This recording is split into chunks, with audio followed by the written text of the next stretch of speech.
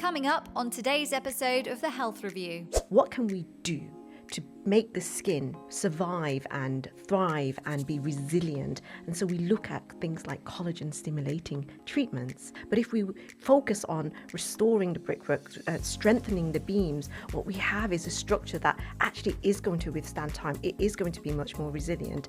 And regenerative medicine by way of collagen stimulation is the key to this. You may have heard of collagen banking. We look at how can we preserve the skin? How can we improve its resilience? Hello, welcome back to the Health Review in a lovely new studio. If you're watching, you'll be able to see it here. Today, very excited to be discussing all things skin, aging, rejuvenation, aesthetics with Dr. Sheila Lei, who's an award-winning cosmetic dentist and facial rejuvenation expert. Dr. Sheila's built her reputation on helping patients look refreshed, balanced, and natural, not overdone.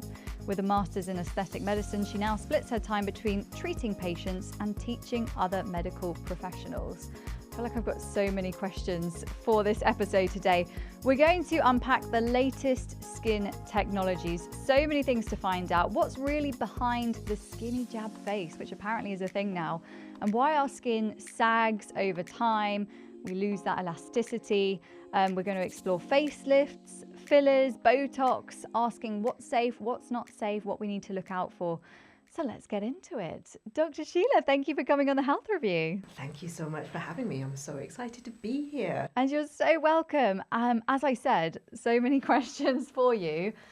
Your industry is fascinating. It's changing all the time as well. It's hard to keep up when you're not an expert as to what are the best treatments to have. I know that you're a dentist by background, but now you're an award-winning expert in facial rejuvenation. What led you to make that, I guess, pivot from dentistry to skin rejuvenation? You know, that's a really good question. And it's a question that I get asked quite frequently. You know, you're doing teeth and now you're doing face. Like, what's the connection there? But truthfully, one of what I used to do as a cosmetic dentist is treat patients, and they would come to me because they wanted to feel more confident, more confident about their smile, more confident about themselves. And what I found was confidence doesn't stop at the teeth. And whilst I was treating them for their smile, we would treat functional problems like bruxism, managing their pain with toxin treatments.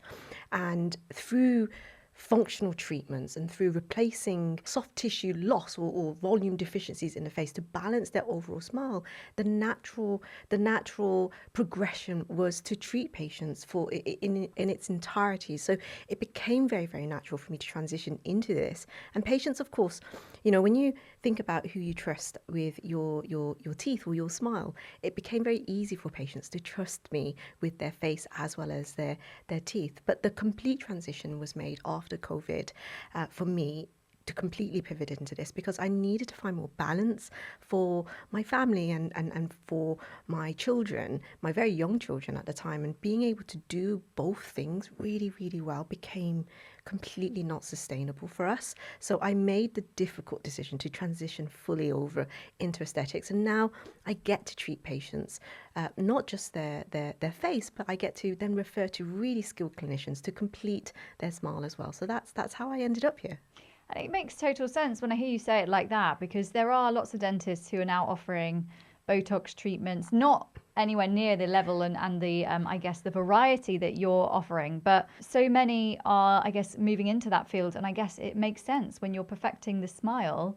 Why not go for the whole face and kind of create that balance? We can get into it. It's the tweakments that can make, all the difference, just tiny enhancements. But you're balancing a lot of things, as you said. You've got, your clinic, you're doing lots of work. You've got a lot of training. We were just talking before we started, and you were explaining how many trainings you've been doing, which is great. But you've also got, is it 3 daughters? I have 3 daughters, three little ones. Having 3 daughters, has it changed the way you feel about the way women approach, appearance? For me, having children, specifically having daughters, has really softened my approach to treating aging. I no longer chase perfection. I really honor restoring balance and treating the individual and really trying to bring out what makes them who they are and what makes them feel confident, rather than chasing individual lines and trends and chasing treatments, specific treatments. Having girls has really made me realize that I'm really determined that they don't grow up in a world where everybody amalgamates into looking the same. Social media has really changed the way that patients come in asking for treatments. I know we will talk about things like trends a little later on, but actually there is a lot of treatments that are dictated by what is trending and what is available through social media, and often very distorted, overtreated faces like big lips or big cheeks becomes normalized. And I'm really determined that they don't grow up in a world where they feel they have to look like somebody else to feel confident.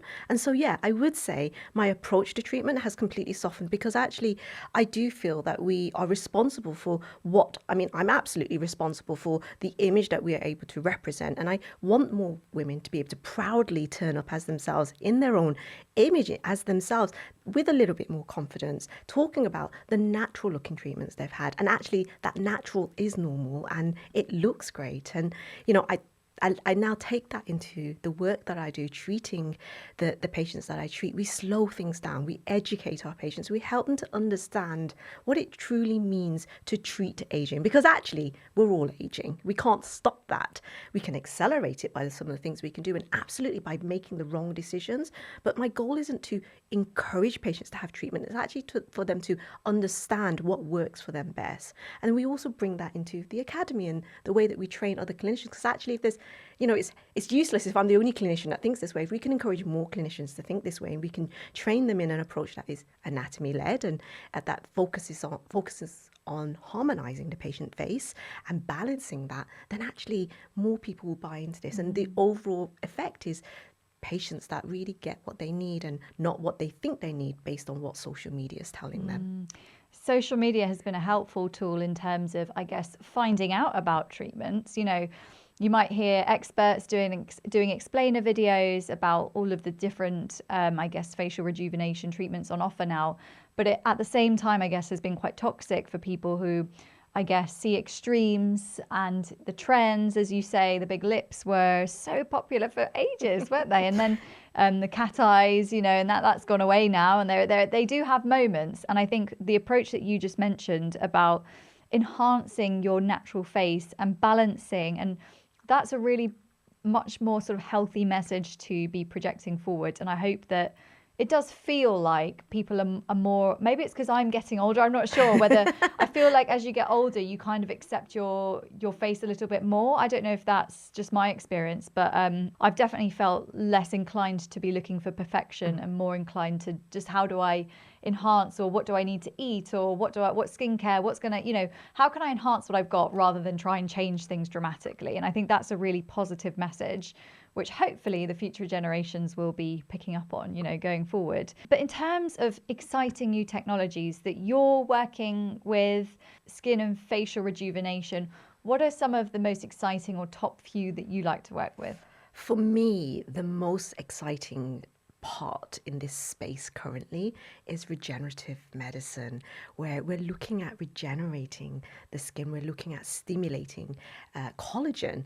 And there are a lot of up and coming technology, but this for me is the most exciting, because actually we're going back to where we are, where we know, and what we know to be healthy. And we're looking at what can we do to make the skin survive and thrive and be resilient. And so we look at things like collagen stimulating treatments, and think of this as, repairing or restoring a house. That's how I like to think of it. If you think of the collagen as the walls and the brickwork and the beams as supporting all of that, if we were to just throw on a new lick of paint when things are starting to crack and fade and crumble, that's the equivalent of like just sticking filler on a face where the structural support isn't there. But if we focus on restoring the brickwork, strengthening the beams, what we have have is a structure that actually is going to withstand time. It is going to be much more resilient. And regenerative medicine by way of collagen stimulation is the key to this. We look at it as you may have heard of collagen banking. We look at how can we preserve the skin? How can we improve its resilience? And by doing so, it improves a lot of other complementive aspects of the skin as well. So it looks better, the color looks better, it's tighter, it's more hydrated. The blood vessels going to the skin are in better supply. So for example, if that's the skin of your scalp, you're going to get better hair growth, you're going to get stronger hair growth. If it's the skin on your face, it's going to look glowy, it's going to look stronger, it's going to be tighter, and therefore any treatment you do after that is going to be so much better. So I know that this is the next most exciting thing, and we should be looking at this in more detail, because actually what we're not doing is patching up. We're not chasing the lines. We're not chasing the individual areas of the face that, you might go in, you might say to me, Sheila, I really don't like how this wrinkle looks, or I really don't like how this fold looks on my face. And it's like, yeah, but that's the thing that you're noticing right now. But if I fix that, you're going to then notice the next thing. And if we just keep chasing this, eventually you will look distorted. How about we just take a step back and look at what the problem is? What is the cause? And often it's the skin. And so for me, regenerative treatments is going to be the next, it's going to be the forefront of aesthetic medicine. And I want you to watch this space, because I feel that making that leap into caring for our skin in that way, that's how we're going to get really natural looking results, but really long-term sustainable results for ourselves and for our patients. I absolutely love that message. I think it is moving that way, but I don't think most people are there yet in terms of awareness and the types of treatments. So with these collagen enhancing biostimulator, is that the right word? That is the right word. With these treatments, what are they? Are these the ones like the fish sperm? I guess the polynucleotides. Yeah, the polynucleotides. So when it comes to regenerative medicine and biostimulators, we've got to be careful, because this is a buzzword now also, and it can be trendy. And so the likes of polynucleotides, the likes of Profilo, and the likes of, there's lots of other, lots of brands when it comes to collagen stimulators. We really need to look at the science behind this, but you're not far off the track here. We want to look at specific molecules that stimulate our body to create collagen, because actually we can't just eat collagen, unfortunately. We make collagen through stimulation, maybe when the body has been injured, when we in youth we actually build collagen, but unfortunately as we get older we start to break it down quicker than we can build. So we have to stimulate collagen, and these biostimulators are often molecules. They're chemicals that we can inject under the skin, but injecting it in the right layer, placing it in the right, choosing the right compound, I suppose, or the right chemical is really, really key, because we want to pick something that has long-standing research, that is really that's got a little bit of, or ideally a lot of evidence behind it. And often, some of the polynucleotides, or companies launching products to meet demand isn't necessarily what's evidence-based. One of the products that has been long-standing is something called poly-L-lactic acid, and you might hear that in the likes of something like Gilane or Sculptra. There's very, very slight, there's some key differences, but essentially what it does is it goes in and it stimulates a collagen reaction, as collagen stimulation. And what that does is it starts to lay down the network for everything else. When you've got a good collagen network, your elastins being produced, you've got hyaluronic acid there, and all of these things is what contributes to skin health. But we can't just stimulate collagen. In order to stimulate collagen, you need the structures of what's there in your body. So there's no point doing this and then continuing to smoke, continuing to sit in the sun, or not having movement in your body, not putting the right things in your body to then actually get the products that will create that collagen. So often patients will come and they're like, oh yes, give me this treatment and then everything will be fine. It's like, no, there's a lifestyle choice here. So I'm very much about, it's all encompassing, not just one treatment, not just one buzzword, but actually, are you using SPF? Are you using a really good skincare?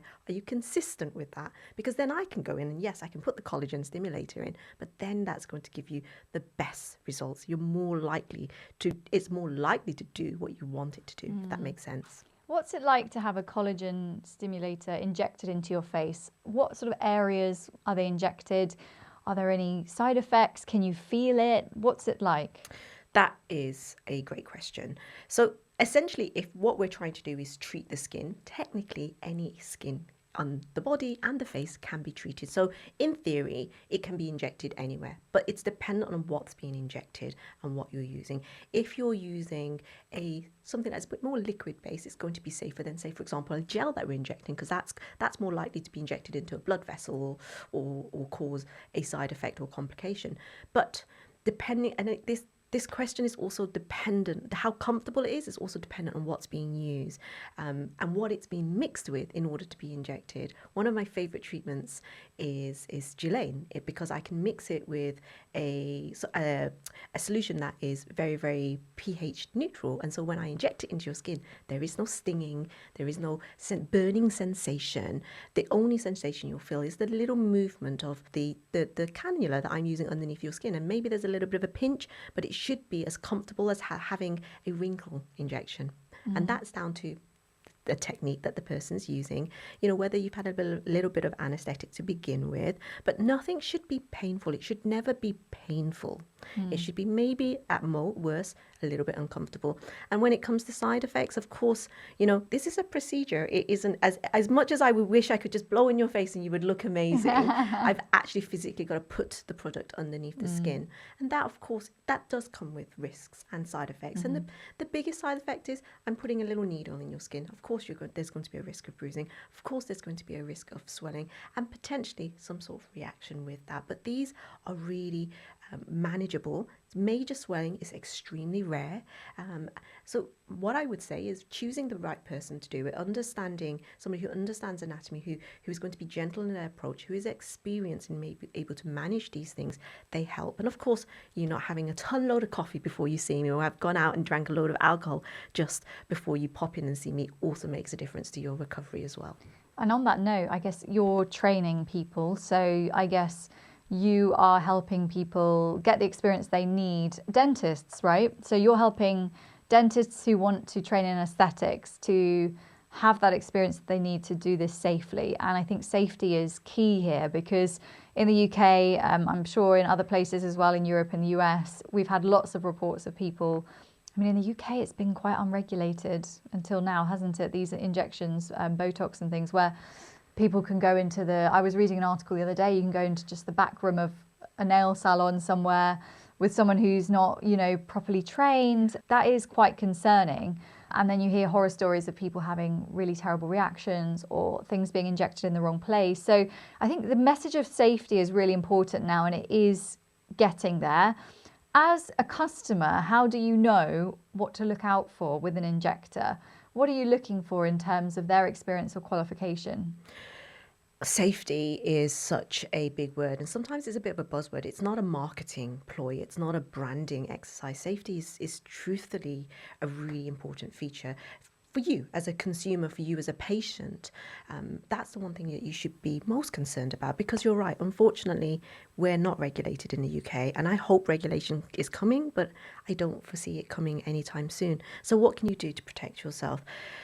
Experience is really important, the person that's injecting, but beyond that, are they a doctor? Are they a dentist? Are they a nurse? This doesn't mean to say that they're going to be completely safe, but you know that they're going to be regulated. You know they have to have a level of insurance, and you know that you are going to be protected should something go wrong and should you wish to make a complaint. So that's the first thing. The second thing that's really important is, what products are they using? Because one of the things that we're seeing, unfortunately, is unlicensed medicines, unlicensed and unregistered medicines being used. And, these are not going to be the likes of your doctors, your nurses, your dentists. These are more likely to be, unfortunately, the unscrupulous, clinicians or practitioners or therapists, or whoever it is that's doing it in the back alley, in the hotel room, or where they shouldn't be doing it.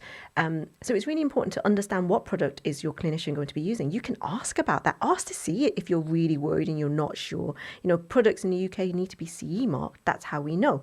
And then the training level and experience is important. It's not the only thing I would say, because for me, philosophy on how they choose to treat you, whether you've had a consultation, whether they helped you to understand the risks and the benefits, and whether there was a consent process in place. If those things are missing, they should send massive red flags, and you should really, really reconsider whether you should continue with treatment. And anyone that's really pushy, if you come in and they're trying to push you for treatment, it should be an informed decision. You should always be given the opportunity to go away and think about what you're doing before being forced into making a decision there and then. That is, for me, a major red flag as well. I'm guessing also you should always have a consultation first. So you have that opportunity to sit down, discuss, you know, is that right for you? Hopefully the practitioner will look at your face.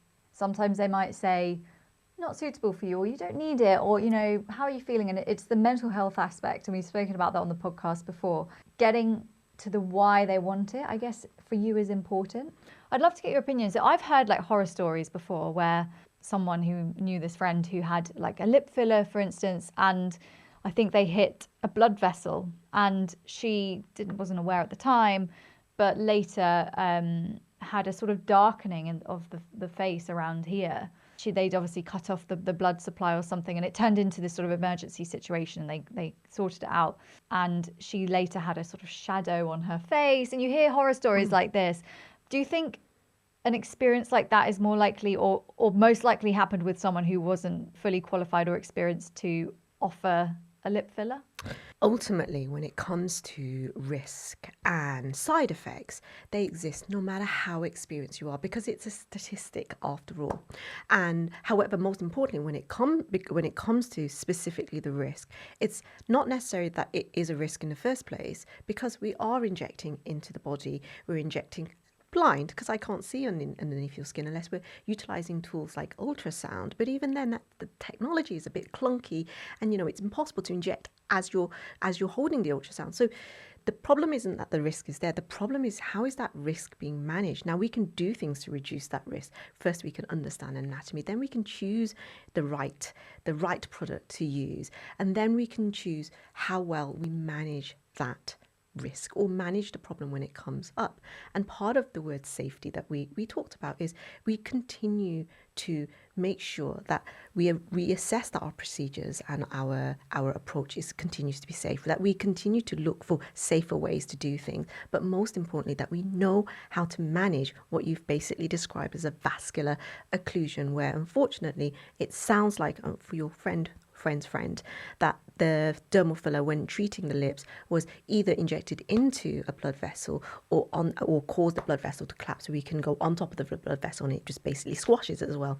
And if you think as your blood vessel as the life of the tissues, it supplies all the blood, and without blood the tissue dies. Now, actually, I'm going to be completely honest, I've treated tens of thousands of patients now.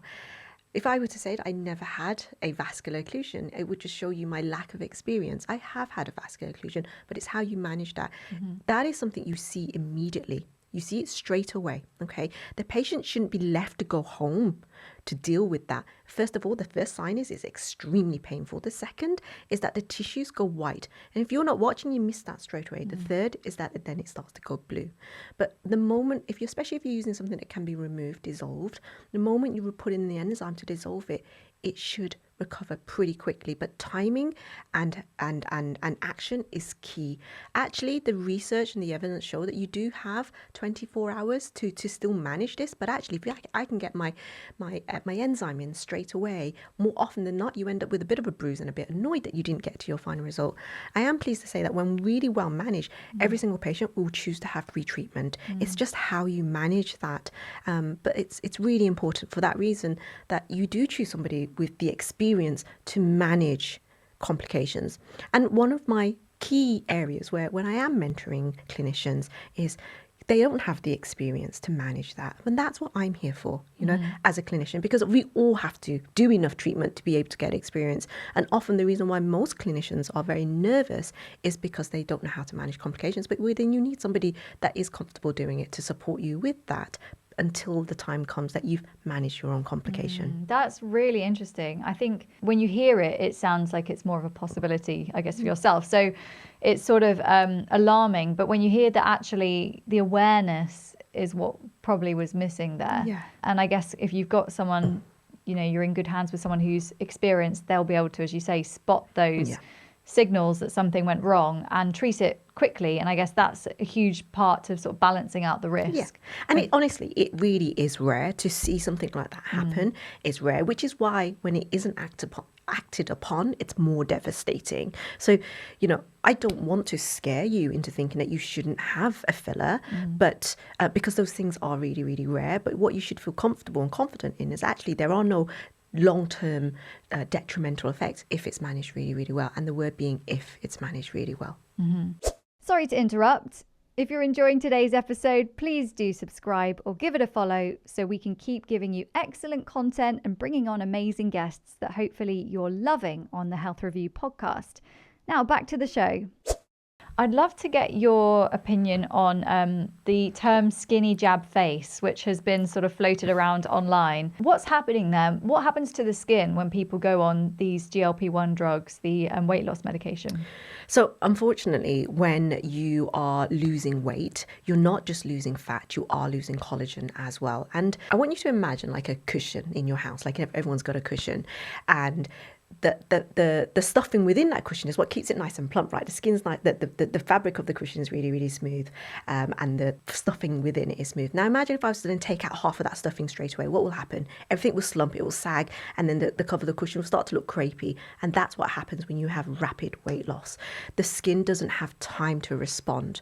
Now I could go in and shove it full of stuffing again, but that's not going to make it even better, because actually then you're distorting and you're overinflating everything. What we need to do is first we need to repair the seams of the cushion, the surface of the cushion. That's your skin, and we do that by replacing collagen or stimulating collagen. And then when the time is right, we slowly go in and place the stuffing within that, placing really well-meaning, really precise filler, some sort of dermal filler, because actually we can't get away from that. Without the support, the cushion will always be slumped. So we do have to place it, but timing is key when you do it, why you do it, and more importantly, how much you do it. You're avoiding pillow face. Yes. What is pillow face for those who aren't sure or haven't heard that term before?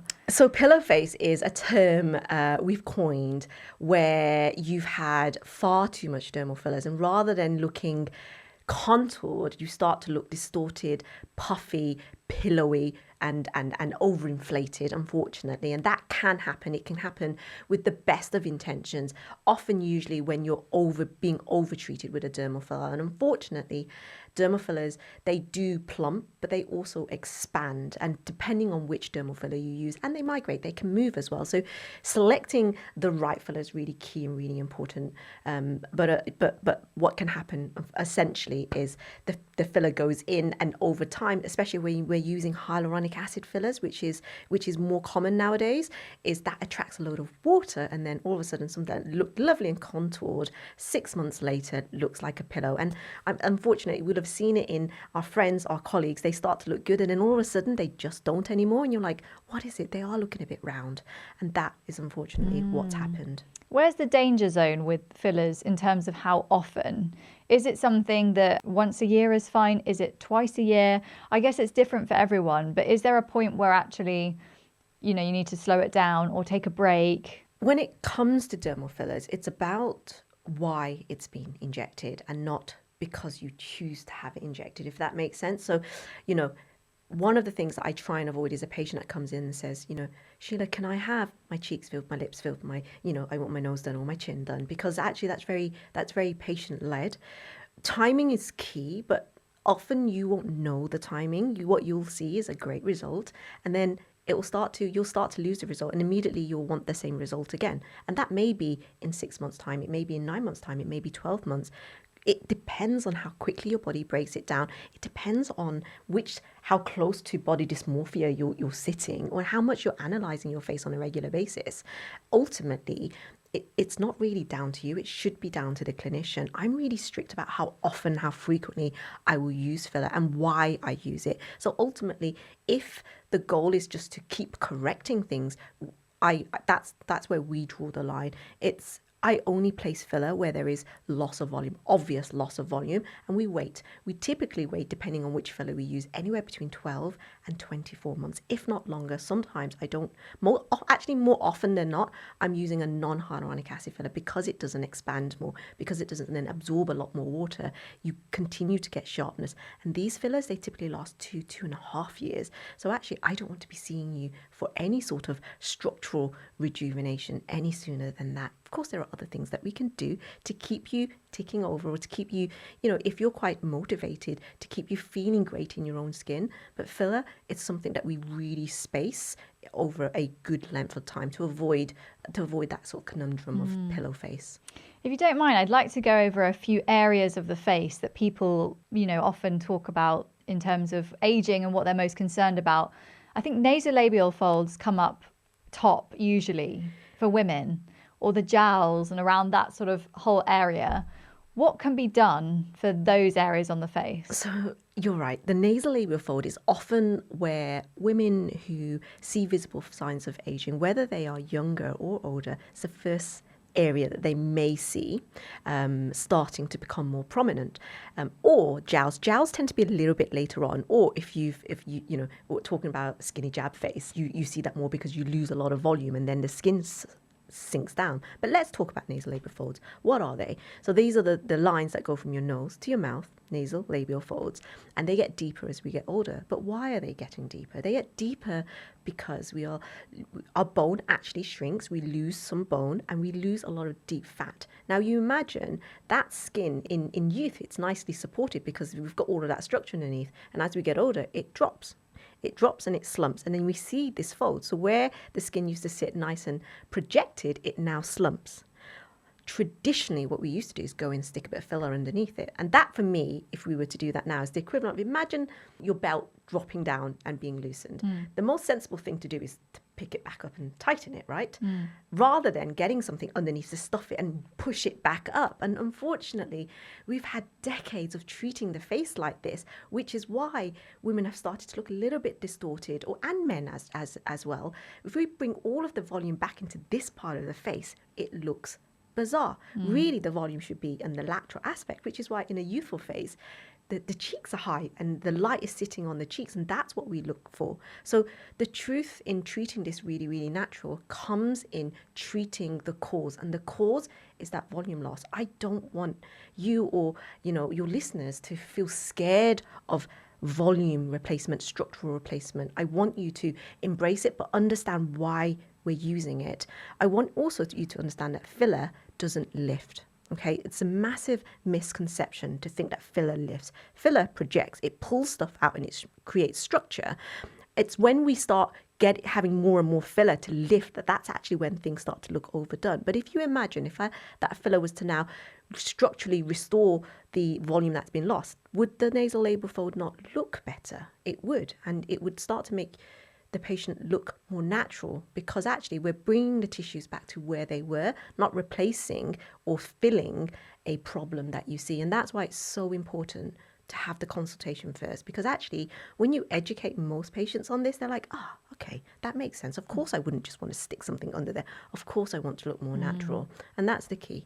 That's so interesting. And I love the evolution of where it's moving. I mean, it does seem mental now that you would just fill those lines. Yeah. And it almost, for women, I think, has a bit of a masculine effect. So I totally agree, because actually it creates wideness in the face. And, I would love to say that is the evolution, but unfortunately we've gone far too much on the other side. So now, instead of just not filling this anymore, we're doing far too much filler in the cheeks to lift. And actually there is a balance there, because we can't just keep lifting, because the filler won't lift. What happens beyond projecting is it starts to then create too much volume. And then what you're seeing is that transition line between the true volume loss in the temples, which actually is one of the earlier signs of aging, not this nasolabial fold. Because if you imagine, if you lose volume here and then you lose volume here, it's adding, so I point to my temples and my cheeks, that's adding strain to the nasolabial fold. And then if you imagine, if we just then replaced all the volume in the cheeks and we did nothing about the temples, now this then looks hollow. So yes, you might be slightly lifting here, but then you're creating a problem up in the temples as well. So truthfully, the best plans are the ones that are really considered. It's looking at the face and it's bringing bringing you back to what's supposed to look more natural, what is supposed to be restored, and then actually having some restraint in not doing beyond that. Finding a clinician that will actually say, we're there, we cannot do any more. Maybe if you want further lift, we are looking at alternative things. Could be looking at surgery. We could be looking at repositioning. That's threads. We can do it non-surgically as well. But actually, it's power in saying no to your patient. But also, when you find a clinician that will say no to you, you've probably found the right clinician. That's a good tip. To the temples, as you say, an early sign of aging that I think most people don't realise. They just look in the mirror and think, I look a bit older than I did before. What is it? And you can't necessarily put your finger on it, but it could be that volume loss in the temples. Apparently runners, I don't know, this is a bit of a myth, runners get it worse. Runners, it's not a myth. Do you know why runners? In the same way that if you're aggressively losing weight, it's because they don't have the deep fat, because their BMI is great. So unfortunately, when you've got more weight on your face, you do look more youthful. But actually, if you've got high metabolism because you're exercising really regularly, you're eating really, really well, you are going to lose the fat on the face. And so runners will have a more skeletonized face. And that's where we go in and we might replace that replacing the deep fat that's been lost, rather than kind of putting all the filler back in there. But it's true. It's to a certain extent, it's true. I love running. It's so annoying. And I have recently been thinking maybe I should swap, because I love a cardio high. I feel so good after a run. But I was thinking recently, maybe I should alternate and do a bit of cycling. Good for the knees, good for the temples, But for the temple treatment, from what I've read, it is one of the riskier places on the face to treat. What are the risks there? Before I go into the risk, let's go back to your original question was, often patients don't notice. They just don't know. They look and they think, I'm getting a little bit older and I don't know what it is. And often you're right, it is the temple, but it's not obviously the temple, because often, especially if it's women, we've got our hair down and, but one of the key giveaways is that brow that starts to slowly droop, or the corner of the eye that's starting to look more negative. That's a key area where you see that the temple has lost its volume. And yeah, yes, you are right. It is a higher risk area, but it's no more high risk than having lip filler or tear trough filler or the blood vessels. And technically we've seen really rare cases where actually there has been a blindness from a lip filler or a nose filler or a tear trough filler. But the reason why it's riskier is because of where the vessels in and around the temples, there is a conjoined or a vessel that then goes into the eye. So injected, if we're not careful, injecting into that blood vessel could potentially lead to a blindness. But that risk exists. Filler injected pretty much anywhere on your face. It's just because it's an often undertreated area, more clinicians will use that as a reason not to treat. I'm actually surprised that it's not treated more often. But sometimes, in a clinician's experience, they'll go to, it's a high risk area. We shouldn't inject there. That shouldn't be the reason we shouldn't inject there. Of course, it's a riskier area, and maybe it's higher risk because not as many people are injecting that area. But what I would say is, often the clinicians that are injecting in this area, they're much more experienced anyway. So you're less likely to see a complication in these cases. But the complication's real, the risk is real, it is there, and it's a risk of vascular occlusion and blindness. And that sounds scary, right? So We're chasing essentially a beauty treatment. It sounds really, really scary. But as I go back to my original point, it's a managed risk. So it exists. It's excruciatingly rare, really, really rare.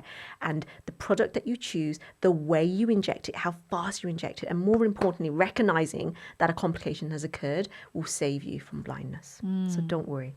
So it's all about finding someone very, very experienced. At what point do you think a facelift is necessary for people? Well, not necessary. I mean, none of it is necessary. It's for people who want to change, how they look and how they feel about themselves.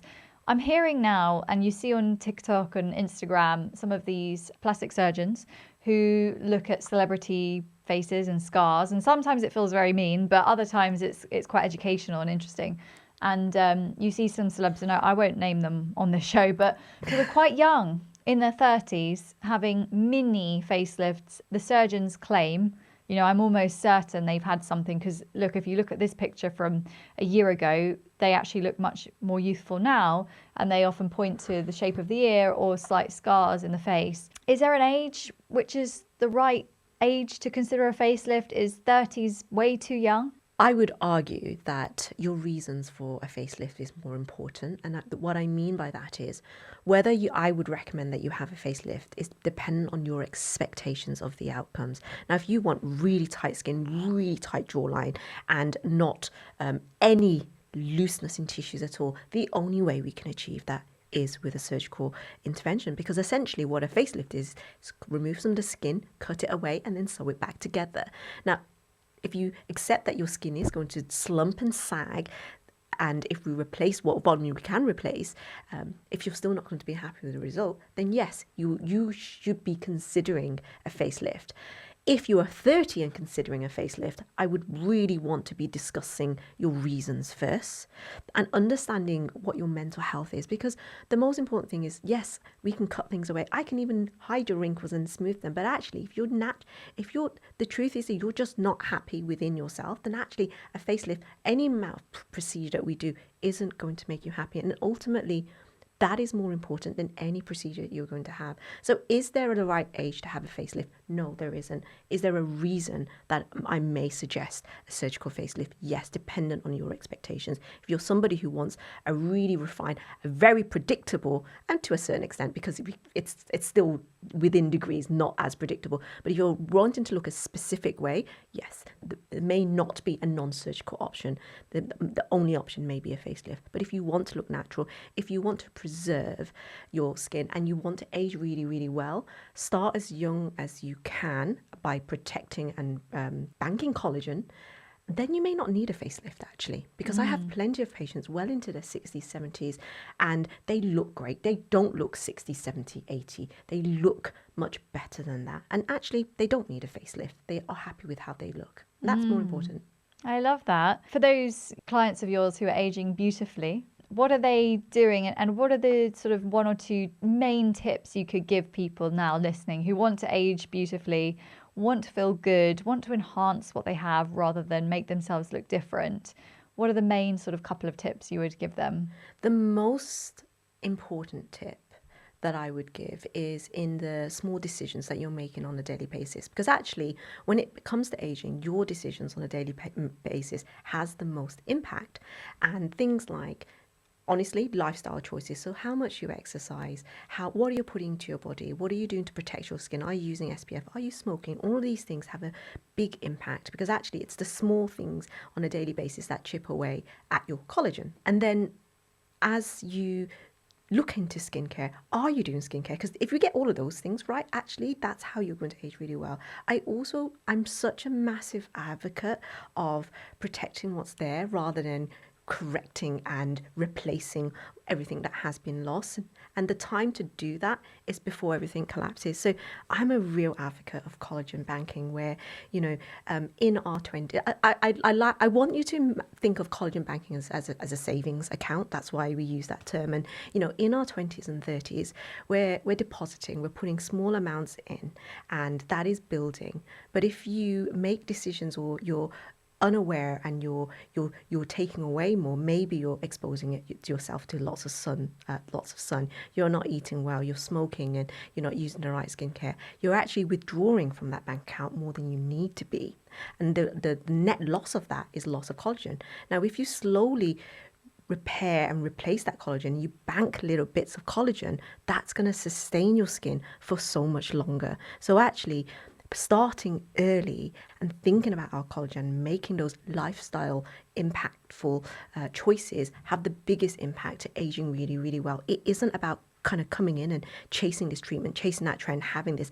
Actually doing that I've seen in my younger patients, it actually ages them in the way that and I describe this to patients in the way that if you imagine a painting or a portrait that we're doing, and if you keep going in and you keep like hiding this line and painting over that line, and you keep doing that, eventually what happens is you lose the original image underneath, because you've gone in and you're constantly adjusting it. It becomes completely distorted. If you step back and think, okay, what will make this look best? How can I preserve this for as long as possible?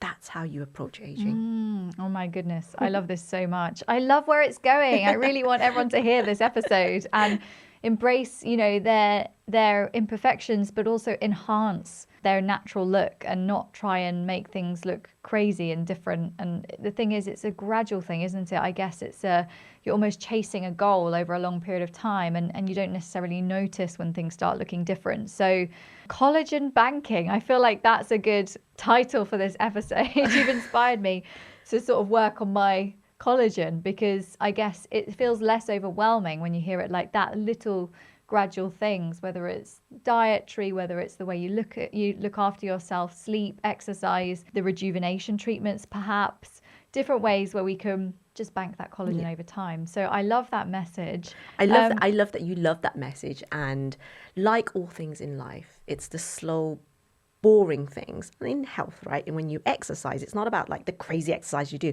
It's not about the crazy crash diets.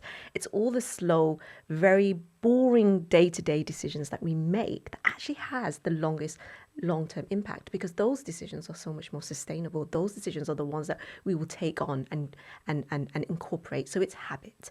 And if we can collagen bank, or if we can choose well, then actually we will age better and more gracefully and more beautifully. I love that. And it feels boring at the start, but actually once you get used to things, I always think this with health, it seems overwhelming. If someone were to say to you, right, you need to make 5 changes, from tomorrow, you'd be like, whoa, no, I'm not doing that. But actually, if you just make small changes over time and they become a habit and you get used to it, it's less boring and actually just part of life. And when you start seeing the benefits, it kind of makes you motivated to keep on with whatever it is that you're doing. Dr. Sheila Lei, I've absolutely loved talking to you today. I feel like we could have sat here for another hour at least, going through even more aesthetic tips. For people who are interested in following you, you're very active on Instagram.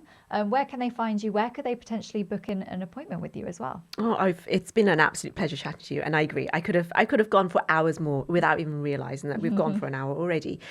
If patients want to get in contact with me, or if you just want to find out more about my philosophies and how I approach treatments, feel free to follow me on Instagram at Dr.Sheila, or head over to our website at mediject.co.uk. Amazing. Dr. Sheila Lei, thank you so much for coming on the Health Review. Thank you so much for having me, Emily. It's been a real pleasure.